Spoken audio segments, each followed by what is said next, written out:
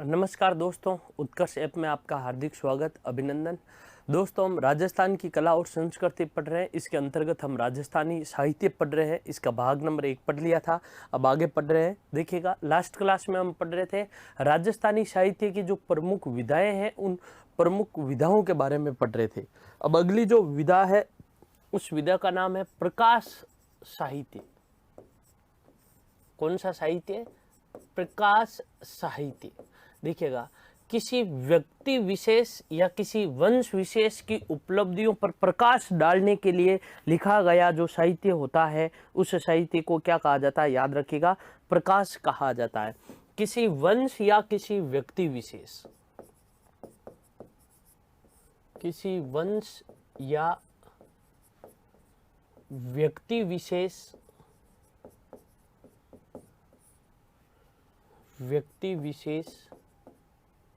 किसी वंश या व्यक्ति विशेष की प्रमुख घटनाओं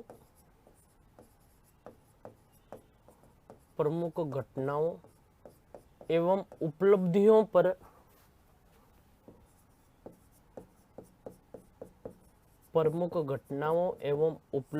पर प्रकाश डालने, है ना, किसी व्यक्ति विशेष की प्रमुख घटनाओं व उपलब्धियों पर प्रकाश डालने वाला साहित्य वाली साहित्यिक या साहित्य की रचना,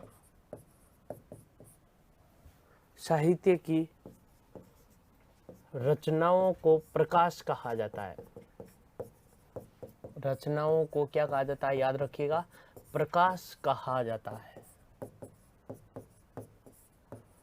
रचनाओं को क्या कहा जाता है? प्रकाश कहा जाता है। किसी व्यक्ति विशेष या किसी वंश विशेष की घटनाओं पर प्रकाश डालने वाला जो साहित्य होता है, व्यक्ति विशेष या वंश विशेष की उपलब्धियों पर प्रकाश डालने वाला जो साहित्य होता है, उस साहित्य को क्या कहा जाता है? याद रखिएगा, प्रकाश। उदाहरण के तौर पर पढ़े, है ना, उदाहरण के तौर पर पढ़े, जैसे याद रखिएगा राज प्रकाश, है ना, जैसे देखिएगा पाबू प्रकाश, है ना, जैसे राज प्रकाश पाबू जी पर लिखा गया जो साहित्य है उसे पाबू प्रकाश। जैसे उदय प्रकाश, है ना, ऐसी साहित्य की जो विधाएं होती है, ये साहित्य की जो विधाएं हैं जिसमें किसी वंश विशेष या किसी व्यक्ति विशेष की उपलब्धियों पर, है ना, या विभिन्न प्रकार की घटनाओं पर स्पेशल, मान लीजिए एक लोक देवता है जिनका नाम है पाबू जी, उनके संपूर्ण घटनाओं पर, है ना, उनकी विभिन्न उपलब्धियों पर पूरा का पूरा एक ग्रंथ लिखा गया है। ऐसी साहित्य की जो रचनाएं होती है, ऐसी साहित्य की रचनाओं को क्या कहा जाता है? याद रखिएगा, प्रकाश कहा जाता है। उसी प्रकार से एक होती है जिसे क्या कहा जाता है? वचनिका। क्या कहा जाता है? याद रखिएगा, वचनिका। वचनिका साहित्य होता क्या है ना, ये गद्य और पद्य का तुकांत साहित्य होता है ना, यह गद्य पद्य शैली की तुकांत रचनाएं होती है। तुकांत रचनाएं होती है, गद्य और पद्य शैली की तुकांत रचनाएं होती है ना। गद्य शैली की याद रखिएगा, है ना, तुकांत रचनाएं होती है। जैसे अचलदास खिंचीरी वचनिका, जैसे उदाहरण के तौर पर पढ़े अचलदास खिंचीरी वचनिका, है ना, अचलदास खिंचीरी वचनिका। जैसे हम बात करें अचलदास खिंचीरी वचनिका, है ना, जैसे अचलदास खिंचीरी वचनिका, है ना, ये जो होती है, ये याद रखिएगा, है ना, ये, है ना, अपभ्रंश मिश्रित राजस्थानी में लिखी जाती है। मुख्यतः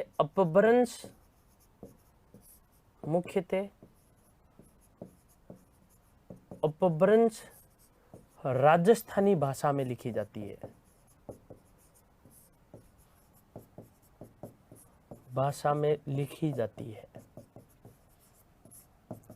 ये जो लिखी जाती है वो लिखी किस में जाती है, याद रखिएगा। ये अधिकांश जो लिखी जाती है वो अपभ्रंश राजस्थानी भाषा में लिखी जाने वाली रचनाएं होती है, जिनको क्या कहा जाता है, याद रखिएगा, वचनिका कहा जाता है। आपको पता हो तो शिवदास गार्डन ने अचलदास खिंचरी वचनिका लिखी, जो पद्य शैली में भी है, गद्य शैली में भी है।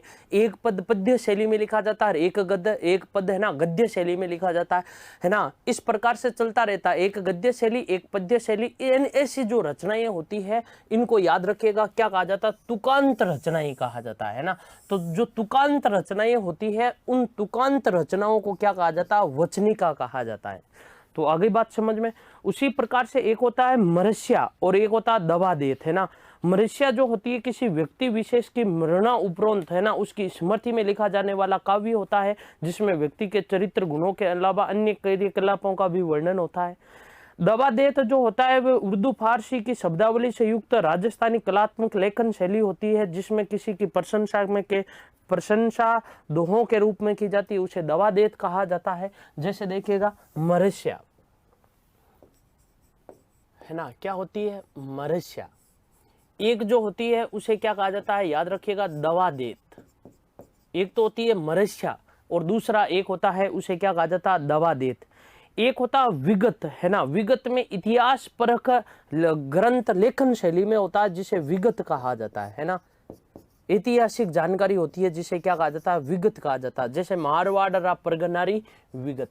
मरस्या क्या होती है ना, इसमें मरणों उपरांत किसी व्यक्ति के बारे में जो लिखा जाता है उसे क्या कहा जाता है, मरस्या कहा जाता है। मरणों उपरांत किसी व्यक्ति की स्मृति में लिखा गया ग्रंथ जिसमें उसके चरित्र के गुणों का भी उल्लेख होता है, उसे मरस्या कहा जाता है। दवादेत जो होता है ये उर्दू और फारसी शैली में लिखा गया ग्रंथ होता है, जिसमें किसी की भी प्रशंसा दोहों के रूप में की जाती है, चाहे वंश हो चाहे व्यक्ति हो। विगत जो होती है ये इतिहास परक ग्रंथ होते हैं, यानी पुरानी घटनाओं या इतिहास से संबंधित ग्रंथ होता है। तो देखिएगा मरस्या, है ना, किसी व्यक्ति के मरणों उपरांत लिखा गया ग्रंथ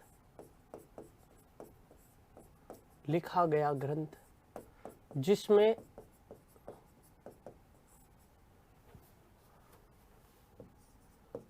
उस व्यक्ति के चारित्रिक गुणों का उल्लेख होता है, चरित्र के गुणों का उल्लेख होता है।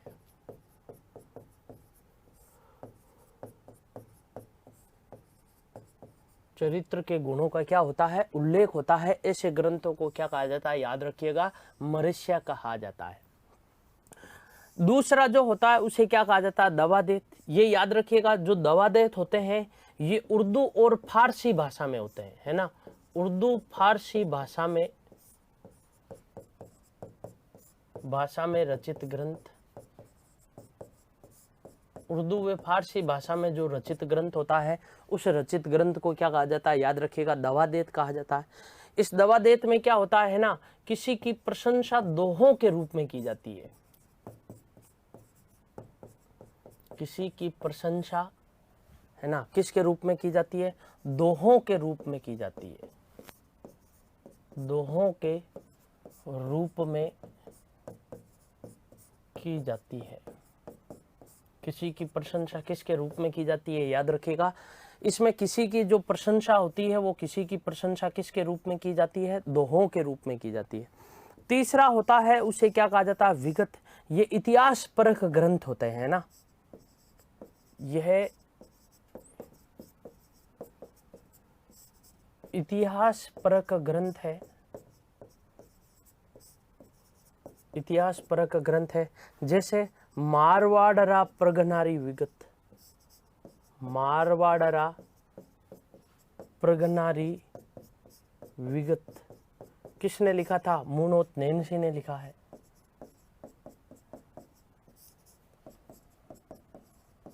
किसने लिखा था, मुनोत नैनसी ने लिखा है। इसको राजस्थान का गजेटियर भी कहा जाता है।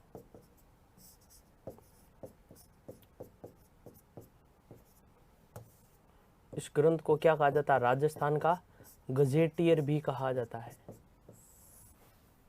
ना। तो एक तो होता है मरस्या, किसी व्यक्ति के मरणों उपरांत उसकी प्रशंसा में लिखा गया जो साहित्य होता है, साहित्य की जो रचनाएं होती है, उसे क्या कहा जाता है, याद रखिएगा, है ना, मरस्या कहा जाता है।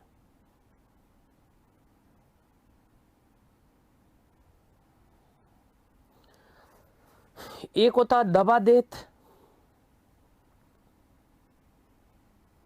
जो दबादेत होता है वो दबादेत क्या होता है, याद रखिएगा, है ना।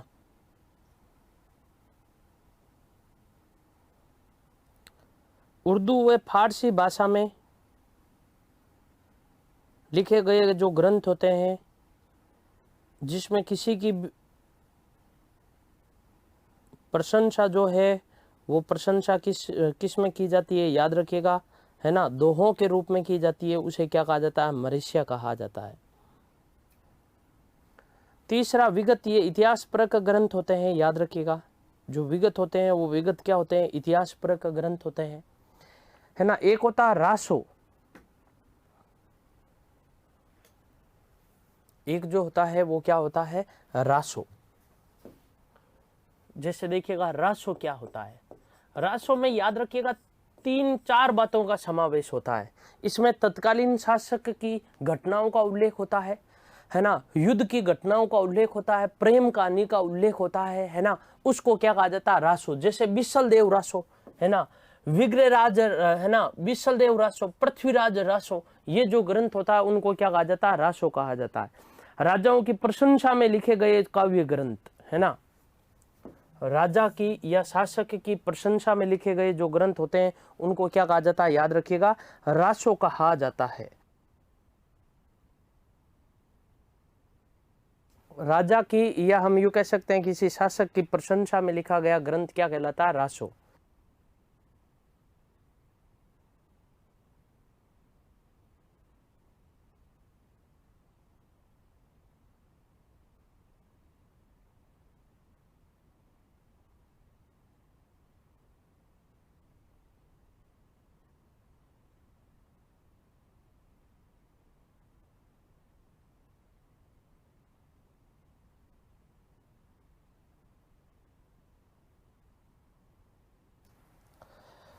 तो देखिएगा रासो जो होते हैं किसी शासक की प्रशंसा में या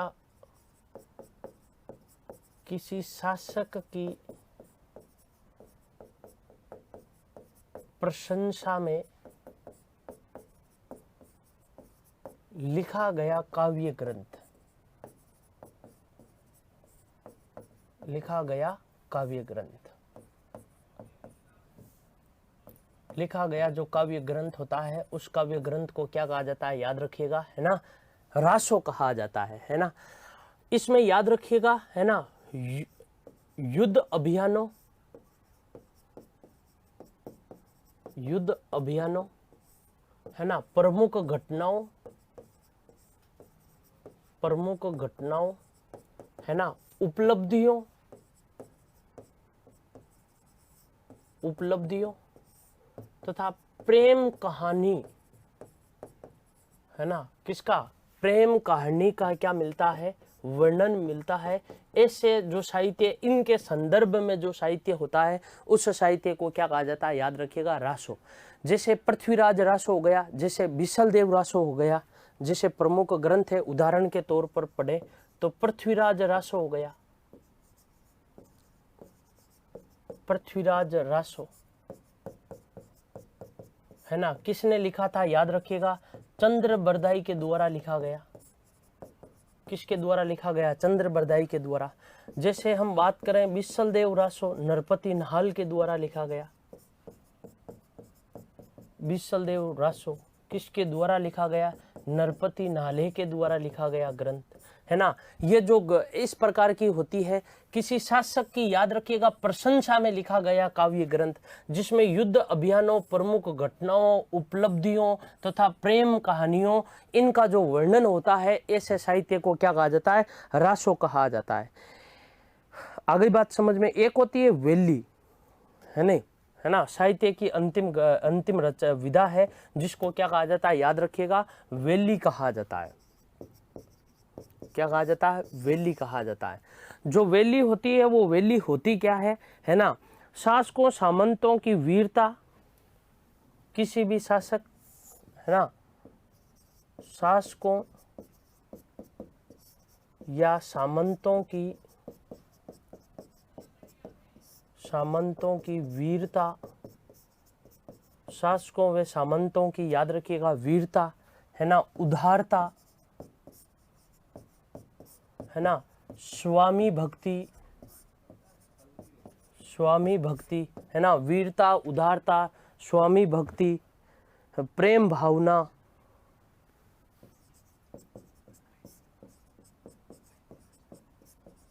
प्रेम भावनाओं आदि का उल्लेख। जैसे देखिएगा, वेली किशन रुक्मणी री ख्यात,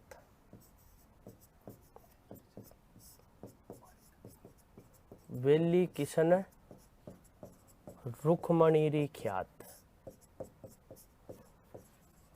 किसने लिखी थी, याद रखिएगा, पृथ्वीराज राठौड़ के द्वारा लिखा गया ग्रंथ।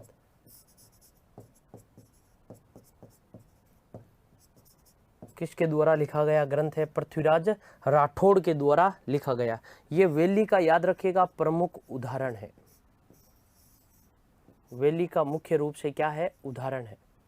नाम क्या है, याद रखिएगा, वेली किशन रुक्मणी री ख्यात। जो ग्रंथ है उस ग्रंथ का नाम क्या है, वेली किशन रुक्मणी री ख्यात। किसके द्वारा लिखा गया, याद रखिएगा, पृथ्वीराज राठौड़ के द्वारा ये ग्रंथ, या मुख्य रूप से ये ग्रंथ लिखा गया था, है ना।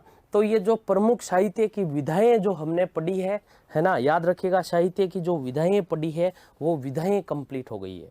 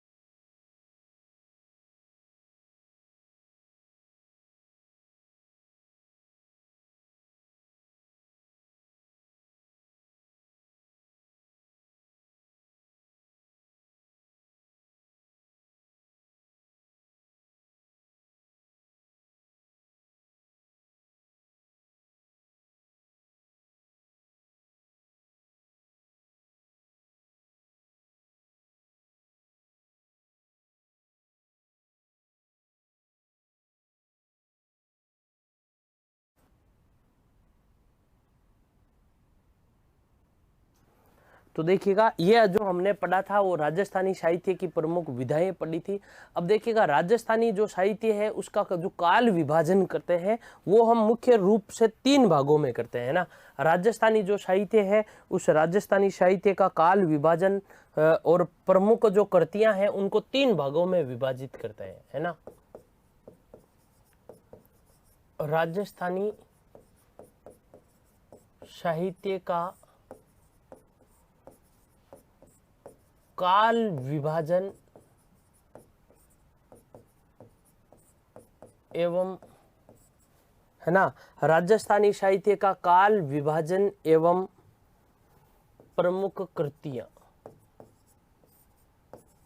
इनको हम जो विभाजित करते हैं वो प्रमुख विभाजित कितने भागों में इनको विभाजित करते हैं, तो याद रखिएगा इनको हम मुख्य रूप से कितने भागों में विभाजित करते हैं, 3 भागों में विभाजित करते हैं। नंबर 1 जिसे हम बोलते हैं प्राचीन साहित्य, प्राचीन राजस्थानी साहित्य। नंबर 1 जिसे प्राचीन राजस्थानी साहित्य के नाम से जानते हैं, प्राचीन राजस्थानी साहित्य के नाम से जानते हैं। देखिएगा प्राचीन राजस्थानी जो साहित्य है इसको वीर गाथा का काल भी कहा जाता है, इसे आदि काल भी कहा जाता है ना, इसे वीर गाथा का काल भी कहा जाता है, वीर गाथा का काल, या इसे याद रखिएगा आदि काल भी कहा जाता है, या इसे क्या कहा जाता है, आदि काल भी कहा जाता है। इसका जो टाइम पीरियड है वो टाइम पीरियड याद रखिएगा, है ना, इसका जो टाइम पीरियड है वो टाइम पीरियड 8वीं से 15वीं शताब्दी तक है ना, 8वीं से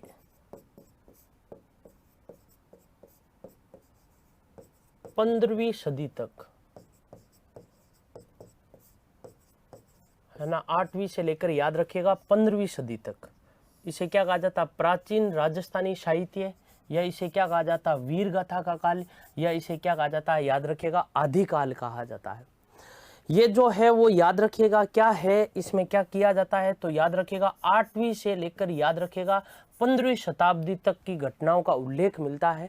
इसे वीर गाथा का काल क्यों कहा जाता है, क्योंकि इस काल में राजस्थानी साहित्य के अंतर्गत जो भी रचनाएं, जो भी कृतियां रची गई थी, जो भी कवियों के द्वारा, जो भी इतिहासकारों के द्वारा जो भी कृतियां, जो भी प्रमुख ग्रंथ लिखे गए थे, उन ग्रंथों में याद रखिएगा, है ना, वीरता के साथ में रसात्मक शैली में ग्रंथ लिखे गए, इसलिए इसे वीर गाथा का काल कहा जाता है।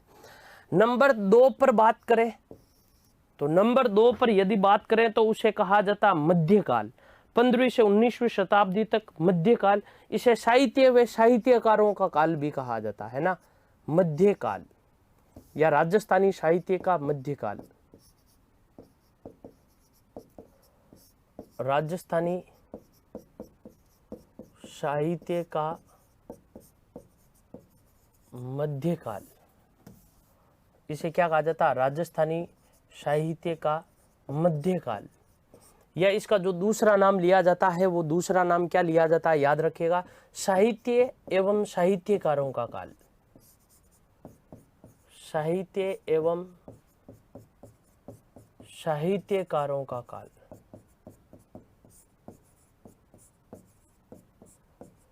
साहित्य एवं साहित्यकारों का काल कहा जाता है। याद रखिएगा कहां से कहां तक है, 15वीं शताब्दी से लेकर 15वीं सदी से, है ना, 19वीं सदी तक,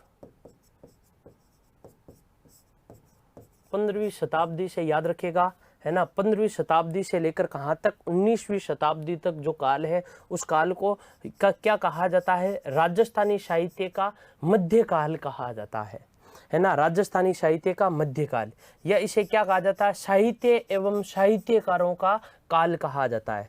कहां से लेकर कहां तक है, 15वीं सदी से लेकर याद रखिएगा ये, है ना, 19वीं सदी तक का काल है। नंबर 3 पर जो काल है वो है राजस्थानी साहित्य का आधुनिक काल,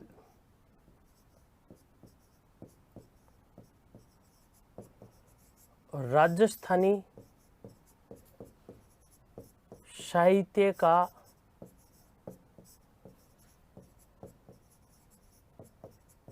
आधुनिक काल,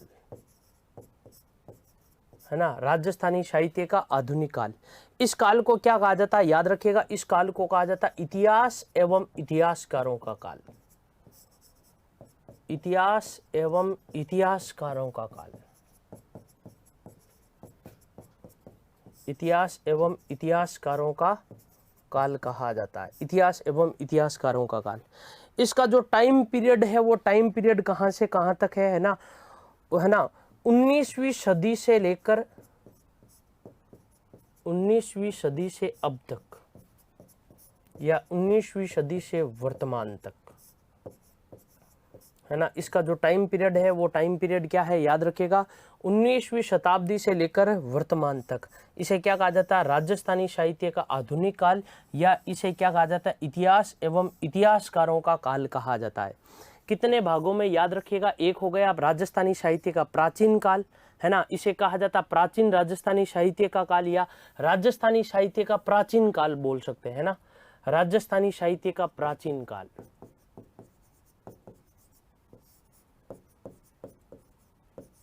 राजस्थानी साहित्य का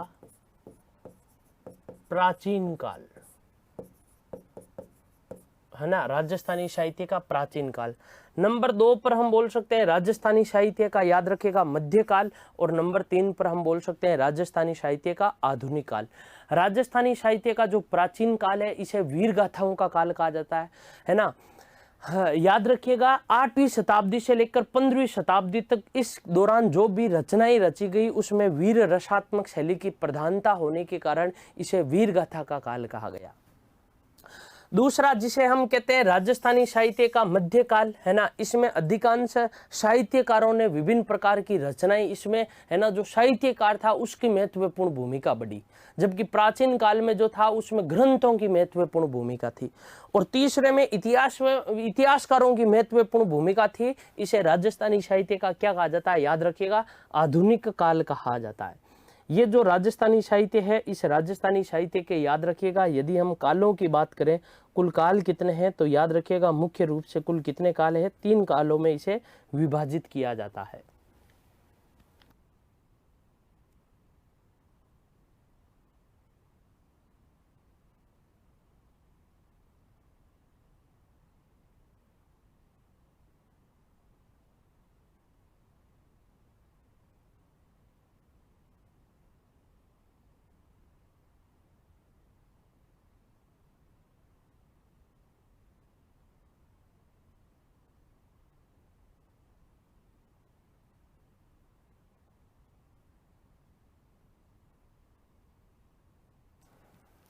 देखिएगा, अब हम पढ़ते हैं राजस्थानी साहित्य का जो प्राचीन काल है उस प्राचीन काल के बारे में, है ना। राजस्थानी साहित्य का प्राचीन काल पढ़ते हैं, है ना। राजस्थानी साहित्य का प्राचीन काल, या इसे क्या कहा जाता है, आदिकाल कहा जाता है। राजस्थानी साहित्य का इसे क्या कहा जाता है, याद रखिएगा, राजस्थानी साहित्य का इसे प्राचीन काल कहा जाता है, या इसे राजस्थानी साहित्य का, है ना, आदिकाल कहा जाता है। इसका एक उपनाम दिया जाता है, और वो उपनाम क्या दिया जाता है, याद रखिएगा, इसे कहा जाता है वीर गाथा का काल, है ना, वीर गाथा का काल। 8वीं शताब्दी से लेकर, है ना, 15वीं शताब्दी तक का इसका टाइम पीरियड है। यदि टाइम पीरियड पूछे तो याद रखिएगा 8वीं सदी से, है ना, कौन सी सदी से, याद रखिएगा 8वीं शताब्दी से लेकर, है ना, 15वीं शताब्दी तक, या 15वीं सदी तक। 8वीं शताब्दी से लेकर 15वीं शताब्दी तक का जो काल है उस काल को क्या कहा जाता है, राजस्थानी साहित्य का प्राचीन काल कहा जाता है ना। राजस्थानी साहित्य का कौन सा काल कहा जाता है, प्राचीन काल। अब देखिएगा, इस काल की जो प्रमुख रचनाएं हैं वो रचनाएं कौन कौन सी है, उन रचनाओं को, है ना, रचने वाले कौन थे, उन रचनाओं के बारे में और विशेष बात क्या है, उन एकक के बारे में हम डिटेल से पढ़ते हैं। जैसे याद रखिएगा, एक ग्रंथ है जिसका नाम है नेमिनाथ बारहमासा। नेमिनाथ बारहमासा, है ना, ये प्राचीन काल की रचना है ना। प्राचीन काल की कौन कौन सी रचनाएं हैं, नेमिनाथ बारहमासा, है ना। ये याद रखिएगा, इस रचना के जो लेखक है वो लेखक कौन है, सबसे पहले कवि पालन द्वारा लिखा गया ग्रंथ, है ना। किसके द्वारा, कवि पालन के द्वारा लिखा गया ये ग्रंथ है। इसकी यदि आपसे पूछ ले, बताओ इस ग्रंथ की जो भाषा है वो भाषा क्या है, तो मारू गुजर भाषा है। कौन सी भाषा है, मारू गुजर भाषा, है ना। ये कौन सी भाषा में लिखा गया ग्रंथ है, तो याद रखिएगा मारू गुजर भाषा में लिखा गया ग्रंथ है। ऐसा कहा जाता मारू गुजर भाषा में रचित, है ना, ये प्रथम 12 मासा ग्रंथ है ना। मारू गुजर है ना, इस भाषा का या इस भाषा में रचित प्रथम 12 मासा ग्रंथ, है ना। इस भाषा में रचित ये प्रथम 12 मासा ग्रंथ है। कवि पालन ने इस ग्रंथ में, याद रखिएगा, जैन धर्म के जो 22वें तीर्थंकर थे, जिनका नाम क्या था, नेमिनाथ, नेमिनाथ का वर्णन इस ग्रंथ में कर रखा है। इसीलिए इस ग्रंथ का जो नाम रखा गया, वो नाम क्या रखा गया था, नेमिनाथ। 12 मासा इस ग्रंथ का नाम रखा गया था। तो जैन धर्म के 22वें तीर्थंकर, जैन धर्म के 22वें तीर्थंकर है ना, भगवान नेमिनाथ, भगवान नेमिनाथ का वर्णन इस ग्रंथ में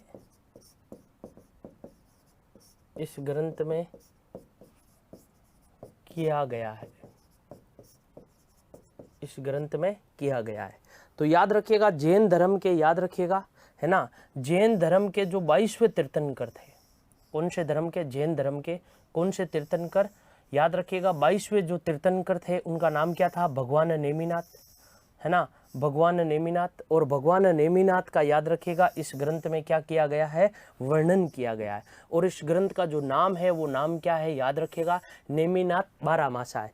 इस प्रकार हम एक उस ग्रंथ के बारे में पढ़ेंगे जिस ग्रंथ की रचना प्राचीन काल में हुई, उस एक ग्रंथ के बारे में पढ़ेंगे जिस ग्रंथ की रचना 8वीं से लेकर 15वीं शताब्दी के मध्य हुई। उस ग्रंथ के बारे में पढ़ेंगे जो ग्रंथ इस पीरियड में आता है ना। जैसे जो पहला ग्रंथ है वो पहला ग्रंथ कौन सा हो गया, नेमिनाथ 12 मासा नामक ग्रंथ हो गया। उसके बाद में एक ग्रंथ है जिसका नाम है पृथ्वीराज रासो। याद रखिएगा जो ग्रंथ है उस ग्रंथ का नाम क्या है, पृथ्वीराज रासो, है ना। पृथ्वीराज रासो नामक जो ग्रंथ है वो किसके द्वारा लिखा गया, रचा गया था, चंद्र बरदाई के द्वारा, है ना। किसके द्वारा, चंद्र बरदाई के द्वारा। देखिएगा चंद्र बरदाई के द्वारा ये ग्रंथ लिखा गया था। चंद्र बरदाई का यदि आपसे मूल नाम पूछ ले, है ना, चंद्र बरदाई का जो मूल नाम था वो मूल नाम पृथ्वी भट्ट था।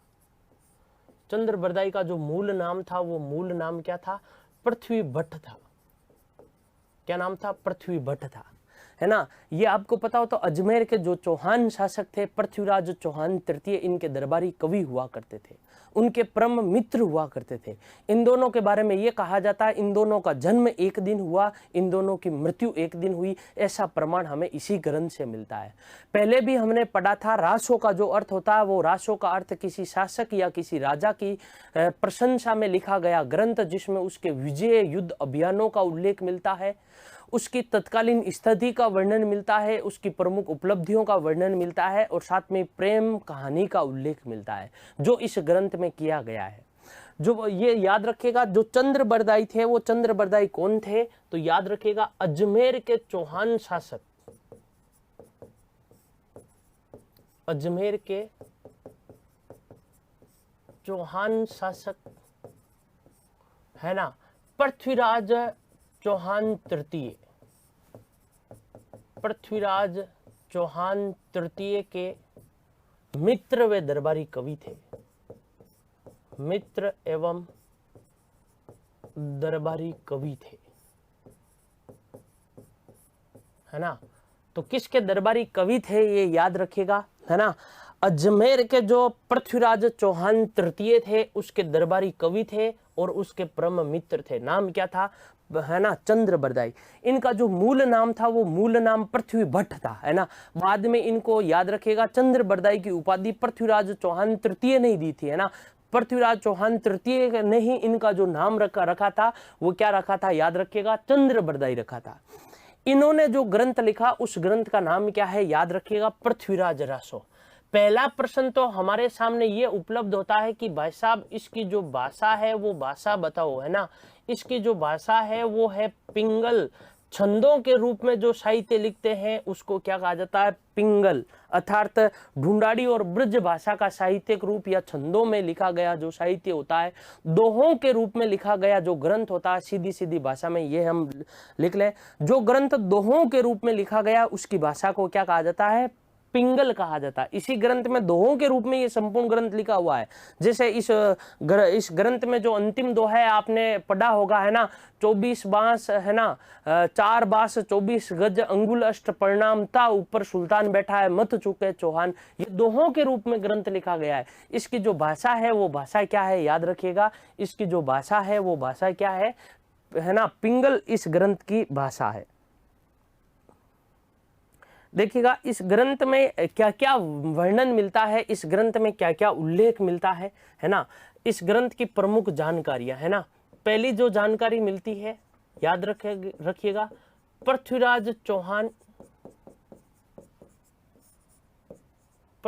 चौहान तृतीय के युद्धों व चरित्र का वर्णन मिलता है, चरित्र का वर्णन मिलता है। नंबर 2, है ना, पृथ्वीराज चौहान तृतीय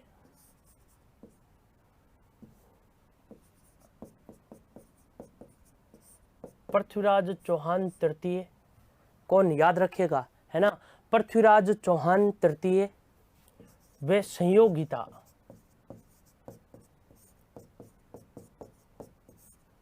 की प्रेम गाथा का वर्णन,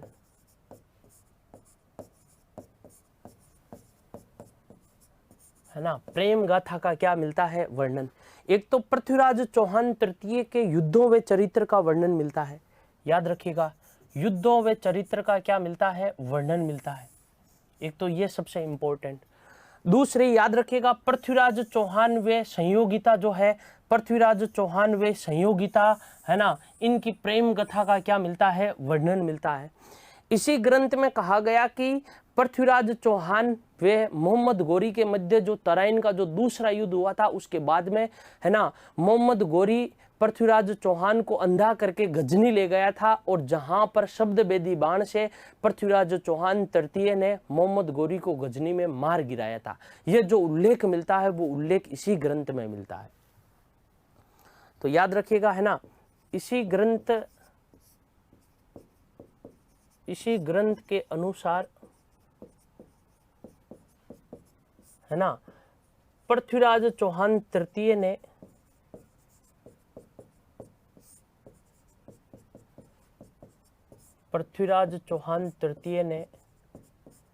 है ना, मोहम्मद गोरी को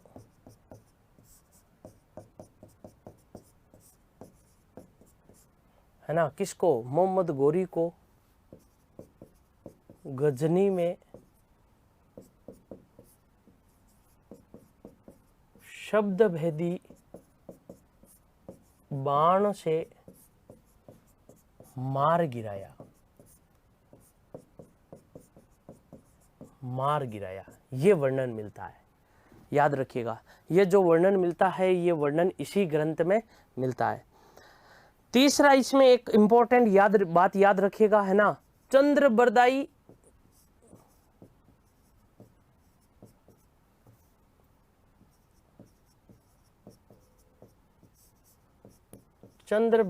एवं पृथ्वीराज चौहान तृतीय का जन्म एवं मृत्यु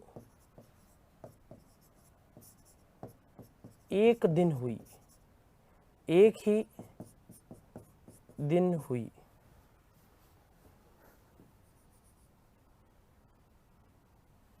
याद रखिएगा, मृत्यु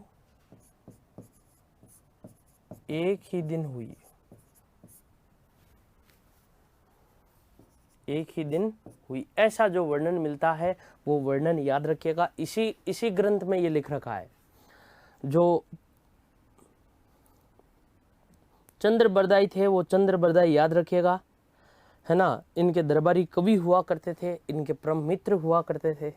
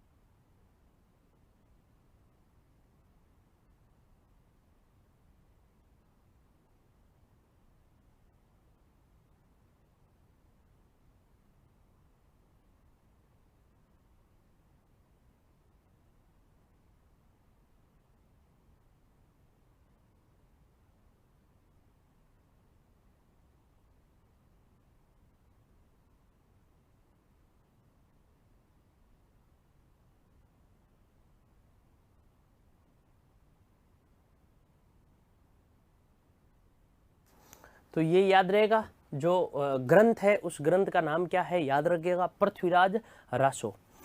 पृथ्वीराज रासो नामक ग्रंथ जो है वो ग्रंथ किसके द्वारा रचा गया था, तो याद रखिएगा चंद्र बरदाई के द्वारा ये ग्रंथ लिखा गया था। चंद्र बरदाई का जो मूल नाम था वो मूल नाम क्या था याद रखिएगा, पृथ्वी भट्ट, है ना। जो मूल नाम था वो मूल नाम क्या था, पृथ्वी भट्ट इनका मूल नाम था, है ना। इस ग्रंथ की जो भाषा है वो भाषा क्या है ना। यदि आपसे पूछ ले इस ग्रंथ की जो भाषा है वो भाषा क्या है ना। पिंगल भाषा में ये ग्रंथ लिखा गया। अजमेर के जो चौहान शासक है उनका नाम क्या है याद रखिएगा, पृथ्वीराज चौहान तृतीय। इनके जो परम मित्र और दरबारी कवि हुआ करते थे कौन, चंद्र बरदाई। इन्होंने इस ग्रंथ की क्या की थी याद रखिएगा, रचनाएं की थी। पृथ्वीराज चौहान तृतीय के युद्धों व चरित्र का वर्णन मिलता है इस ग्रंथ में, है ना। पृथ्वीराज चौहान जो तृतीय है, पृथ्वीराज चौहान तृतीय, है ना, इसके इन्होंने जो भी युद्ध अभियान किए उन युद्धों का और इनके चरित्र का वर्णन मिलता है। पृथ्वीराज और संयोगिता की प्रेम कथा या प्रेम गाथा का इसी ग्रंथ में क्या मिलता है, वर्णन मिलता है। इसी ग्रंथ के अनुसार पृथ्वीराज चौहान तृतीय ने मोहम्मद गोरी को गजनी में याद रखिएगा शब्द बेदी बाण से मार गिराया था। ये उल्लेख भी इसी में मिलता है ना। शब्द बेदी बाण से मार गिराया था, ये उल्लेख भी इसी ग्रंथ में मिलता है। इसके साथ में जो चंद्र बरदाई थे, है ना, चंद्र बरदाई जन्म मरण साथ साथ हुआ, है ना। इन दोनों का याद रखिएगा, जन्म मरण, है ना, जन्म मरण साथ साथ। ये एग्जाम में प्रश्न पूछ रखा है भाई, है ना। इन दोनों का जन्म मरण, है ना, एक दिन एक स्थान पर हुआ, है ना, एक दिन एक स्थान पर हुआ। जब पृथ्वीराज चौहान ने मोहम्मद गोरी को शब्द बेदी बाण से मार गिराया था, तो उसके बाद में कहते हैं कि पृथ्वीराज चौहान तृतीय ने और चंद्र बरदाई दोनों ने एक दूसरे ने मारकर दोनों ने क्या कर ली थी, आत्महत्या कर ली थी। ऐसा वर्णन भी इसी ग्रंथ में मिलता है। अब देखिएगा आगे एक ग्रंथ है इसी से मिलता जुलता, जिसका नाम है पृथ्वीराज विजय। जो ग्रंथ है उस ग्रंथ का नाम क्या है, पृथ्वीराज विजय। पृथ्वीराज विजय याद रखिएगा, है ना। ग्रंथ का जो नाम है वो ग्रंथ का नाम क्या है, पृथ्वीराज विजय।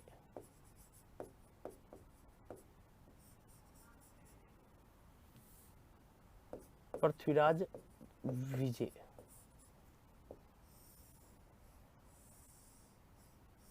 जो ग्रंथ है उस ग्रंथ का नाम क्या है, पृथ्वीराज विजय। किसके द्वारा ये ग्रंथ लिखा गया था, तो याद रखिएगा जयानक के द्वारा ये ग्रंथ लिखा गया था। जयानक, है ना, कवि जयानक के द्वारा ये ग्रंथ लिखा गया था। ग्रंथ का नाम क्या है याद रखिएगा, पृथ्वीराज विजय। इस ग्रंथ की जो भाषा है वो भाषा कौन सी है, संस्कृत भाषा में ये ग्रंथ लिखा गया। कौन सी भाषा में ये ग्रंथ लिखा गया, तो याद रखिएगा ये जो ग्रंथ है वो ग्रंथ कौन सी भाषा में लिखा गया था, है ना, संस्कृत भाषा में लिखा गया था। जो जयानक थे, ये जयानक याद रखिएगा ये भी अजमेर के चौहान शासक,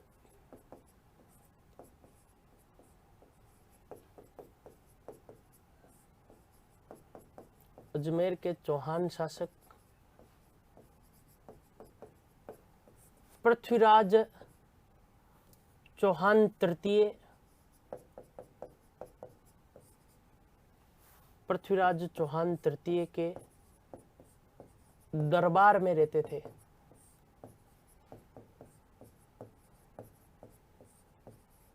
पृथ्वीराज चौहान तृतीय के कहाँ रहते थे? दरबार में रहते थे। कौन? याद रखेगा, जयानक। जो जयानक था, इन्होंने इस ग्रंथ की जो रचना की है वो रचना कौन सी भाषा में की है? याद रखेगा, है ना, इस ग्रंथ की जो रचना की है वो संस्कृत भाषा में की है। इस ग्रंथ के याद रखिएगा, दो बातें याद रखनी है। नंबर एक है ना, इसमें पृथ्वीराज चौहान तृतीय, पृथ्वीराज चौहान तृतीय, कौन कौन याद रखेगा, है ना, पृथ्वीराज चौहान तृतीय के सैनिक विजयों, सैनिक विजयों, उपलब्धियों, उपलब्धियों तथा प्रमुख घटनाओं का उल्लेख मिलता है।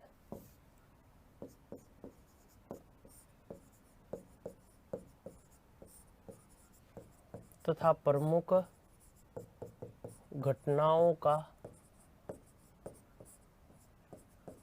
उल्लेख मिलता है। प्रमुख घटनाओं का क्या मिलता है? उल्लेख मिलता है। दूसरा, इस ग्रंथ में इंपॉर्टेंट बात ये याद रखिएगा, है ना, इस ग्रंथ में अजमेर का सचित्र वर्णन मिलता है।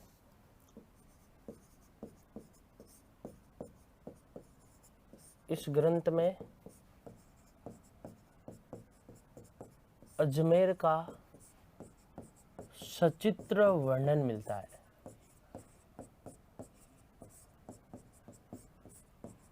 सचित्र वर्णन मिलता है, याद रखिएगा, इस ग्रंथ में याद रखिएगा अजमेर का सचित्र वर्णन मिलता है।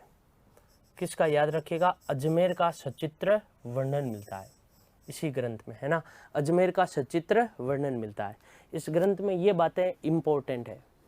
एक तो ये ग्रंथ लिखा किसने था, है ना, जयानक के द्वारा ये ग्रंथ लिखा गया। जयानक के द्वारा ये ग्रंथ लिखा गया। कौन सी भाषा में लिखा? संस्कृत भाषा में लिखा।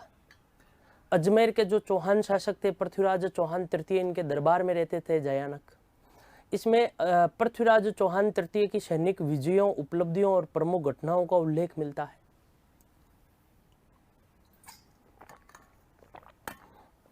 और तीसरा याद रखिएगा, इसमें इस ग्रंथ में याद रखिएगा अजमेर का सचित्र वर्णन मिलता है।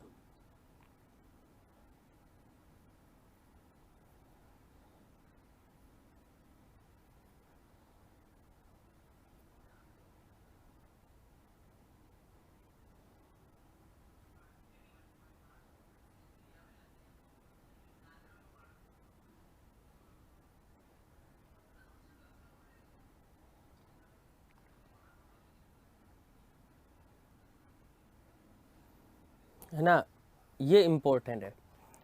इसी से मिलता जुलता एक, है ना, इसी से अजमेर के चौहान शासकों का एक और ग्रंथ वर्णित करने वाला ग्रंथ, जिसका नाम क्या है? याद रखिएगा, बिसल देव रासो। ग्रंथ का जो नाम है वो ग्रंथ का नाम क्या है? याद रखिएगा, बिसल देव रासो।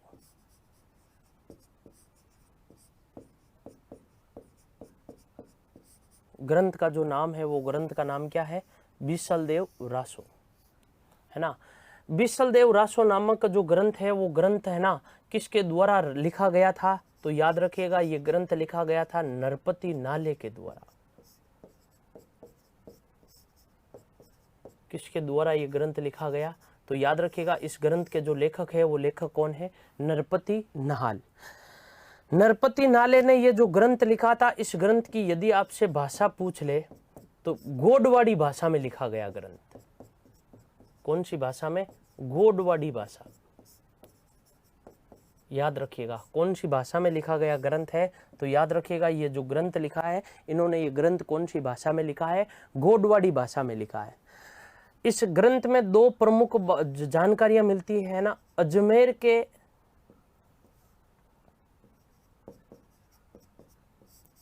अजमेर के चौहान शासक विशलदेव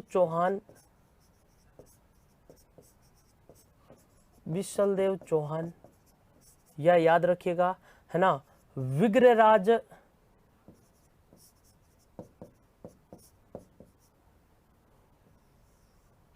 विग्रहराज चतुर्थ के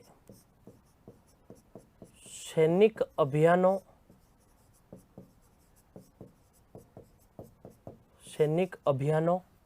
है ना, सैनिक अभियानों उपलब्धियों तथा प्रमुख घटनाओं का उल्लेख।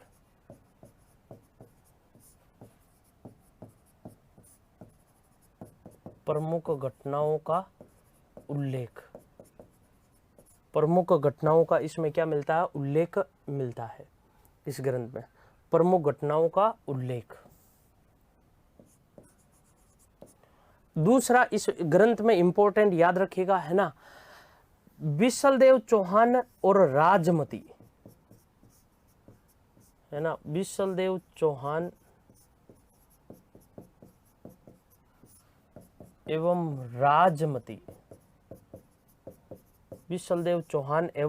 राजमती की प्रेम कहानी का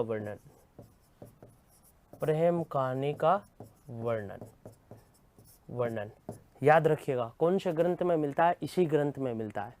अजमेर के जो चौहान शासक जिनका नाम क्या था, विशलदेव चौहान, और धार मध्य प्रदेश की जो राजकुमारी है उसका नाम क्या है, राजमती, इन दोनों की प्रेम कहानी का इस ग्रंथ में क्या मिलता है, वर्णन मिलता है। और याद रखिएगा ये जो वर्णन कर रखा है ये एक काल्पनिक वर्णन है, इंपॉर्टेंट ये बात याद रखनी है ना, ये कैसा वर्णन है, एक काल्पनिक वर्णन है ना, वास्तविकता के साथ इनका कोई संबंध नहीं है।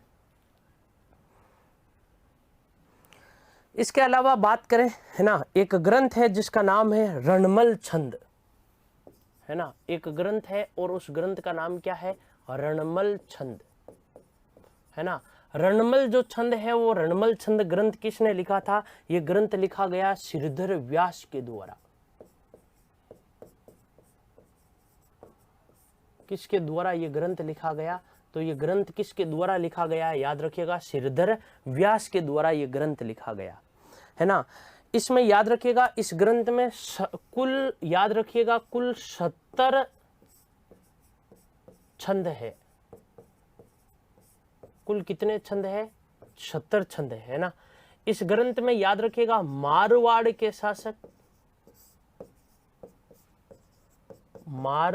शासक राव रणमल की वीरता है ना, उदारता है ना, एवं सैनिक विजयों का उल्लेख,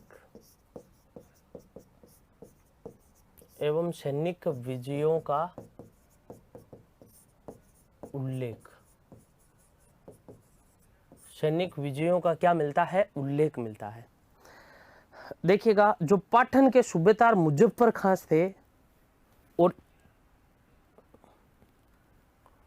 खां थे उनके साथ में जो युद्ध हुए थे, उन युद्धों का इसमें क्या मिलता है, याद रखिएगा वर्णन मिलता है। कुल कितने छंद है, तो याद रखिएगा 70 छंद है। इनकी एक रचना और है जिसे दुर्गा सप्तशती कहते हैं, दुर्गा सप्तशती। तो दुर्गा सप्तशती नामक ग्रंथ की जो रचना की गई थी, उस ग्रंथ की रचना भी किसके द्वारा की गई थी, याद रखिएगा है ना, श्रीधर व्यास के द्वारा उस ग्रंथ की रचना की गई थी।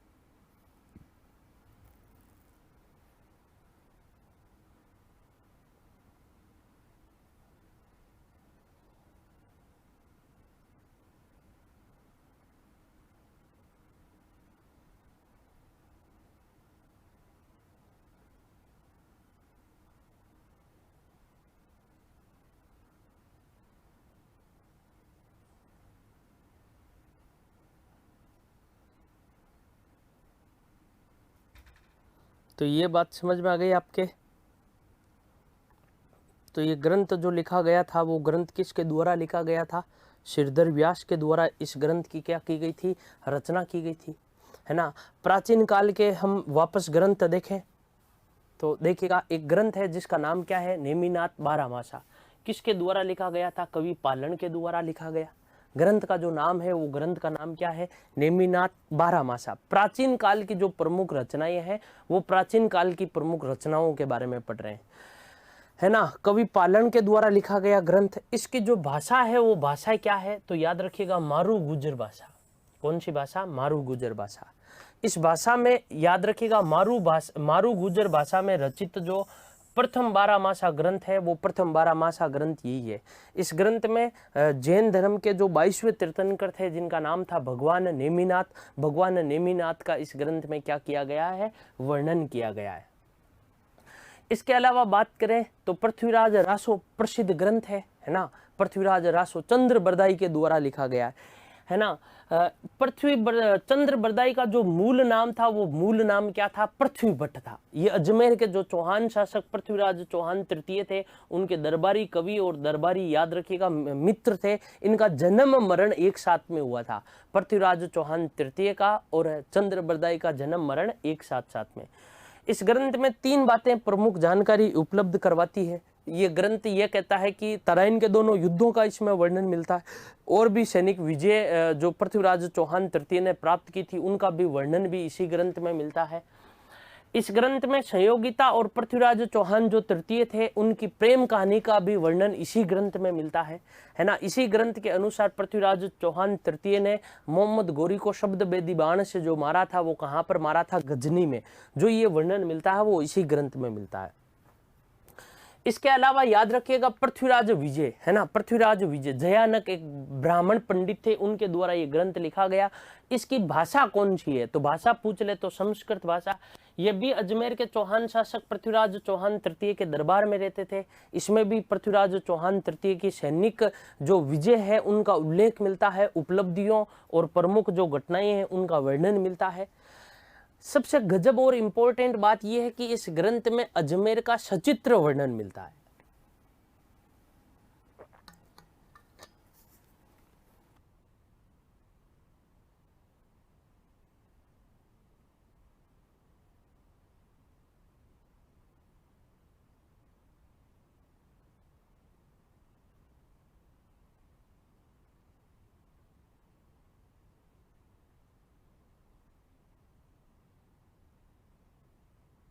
एक ग्रंथ है जिसका नाम क्या है? याद रखिएगा, बिसल देव रासो नरपति नाले के द्वारा। इसकी याद रखिएगा, यदि आपसे पूछ ले भाषा तो कौन सी भाषा है, तो याद रखिएगा गोडवाड़ी भाषा है। भाषा कौन सी है? गोडवाड़ी भाषा में लिखा गया यह प्रमुख ग्रंथ है।